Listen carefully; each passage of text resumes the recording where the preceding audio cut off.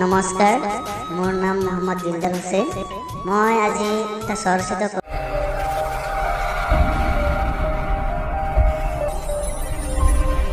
কবিতা পাঠ কৰিব ওলাইছোঁ। কবিতাৰ শিৰোনাম প্ৰকৃতিৰ নীলিমা।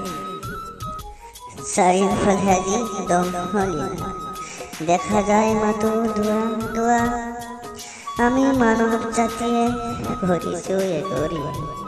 প্ৰকৃতি আজি অকল নিজৰ স্বাৰ্থৰ বাবে কৰিছোঁ দংশ, নৰূপেৰে সাজিব নোৱাৰে প্ৰকৃতি। দংশ কৰোঁ আমি এই প্ৰকৃতি, আমি কিমান স্বাৰ্থপৰ মানৱ জাতি। প্ৰকৃতিয়ে দুবাক মেলি মাতে আমাক নিজৰ বুকুত জিৰণি দিবলৈ, আমি মানৱ জাতি দংশ কৰোঁ প্ৰেমৰ। নাই মানৱতা, নাই প্ৰেম, সকলোতে স্বাৰ্থ জড়িত।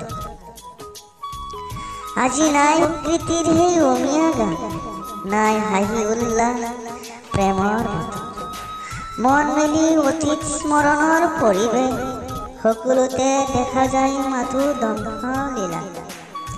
না হ'ব পাৰিলে প্ৰকৃতি দিলদাৰ, প্ৰতাৰক মানৱ জাতিৰ মাজত কালৰ ভূতত শেষ হ'ব প্ৰকৃতিৰ সৌন্দৰ্য, হাওঁফাওঁৰ চলাচল হ'ব বন্ধ।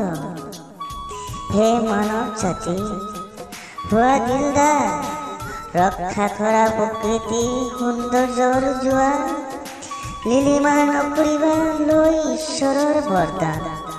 ৰক্ষা কৰা প্ৰকৃতি ঈশ্বৰৰ সৃষ্টি, ৰক্ষা কৰা প্ৰকৃতি ঈশ্বৰৰ সৃষ্টি। ধন্যবাদ।